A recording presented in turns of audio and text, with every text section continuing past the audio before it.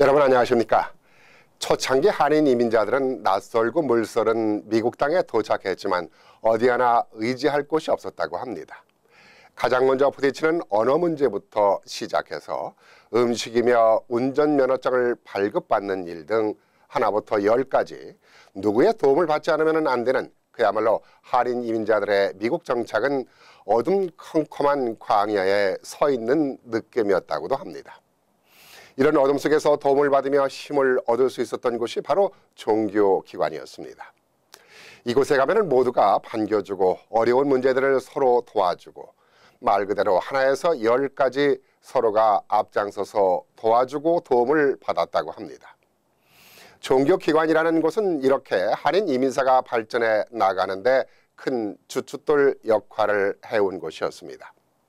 이후에는 지역 한인회와 직능단체들이 결성되면서 각종 정부정책 정보가 제공되는 등 단체들을 중심으로 동포사회의 화합과 발전을 이루어왔습니다. 어느덧 하와이를 시작으로 112년의 이민 역사를 만들어온 한인사회는 자칭 타칭 성실과 근면으로 성공한 커뮤니티로 성장을 해왔다고 말합니다. 이렇게 인정받고 있는 한인 커뮤니티가 양적으로는 성장을 해왔다고 할 수 있을지 모르지만 질적으로도 성공을 이룩했는지에 대해서는 솔직히 생각해 볼 때가 아닌가 싶습니다.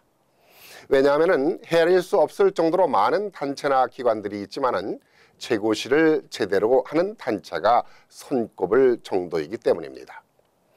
대부분 주먹구구식으로 프로그램을 만들어 가다 보니 한인 통포 사회가 당면하고 있는 여러 가지 현안들을 제대로 소화해 나가지 못하고 있습니다.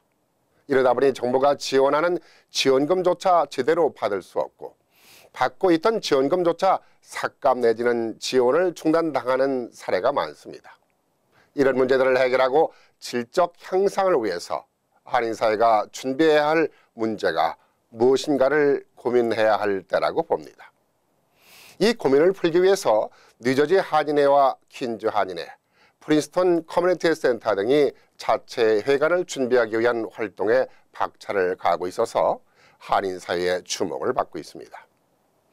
우리가 흔히 비교하는 유태인들의 경우는 자체 회관을 곳곳에 마련해 다양한 프로그램 활동으로 정부의 기금을 제대로 지원받아서 운영되고 있어서 경비도 절감하고 자산도 증식시키면서 유태인 사회를 하나로 모으는 데 큰 역할을 하고 있습니다. 이런 점에서 한인사회도 한인회든 봉사기관이든 자체 회관을 마련해 우리의 고심점을 만들고 미래를 준비해야 한다는 동포들의 공통적인 의견입니다. 그 실례로 뉴욕 한인 경로센터의 경우 지난 98년 28만 달러의 종잣돈으로 땅을 구매해 130만 달러의 자금을 만들었고 이 자금으로 지난 6년 전에 330만 달러짜리 경로회관을 구입해서 현재는 2배 가까운 자산을 증식시키는 데 성공을 거두었습니다. 더욱 중요한 것은 이러한 자체 회관 마련을 통해 노인들의 복지와 한인 사회가 필요로 하는 다양한 프로그램들을 체계적으로 제공하고 있다는 것입니다. 그러다 보니 정부로부터 많은 지원금을 받고 있습니다. 뉴저지에 있는 동포회관도 올해 초에 한인 동포들의 성공과 지원으로 개관을 해서 한인 동포들에 대한 다양한 서비스가 제공되면서 지역사회 구심점이 되고 있습니다.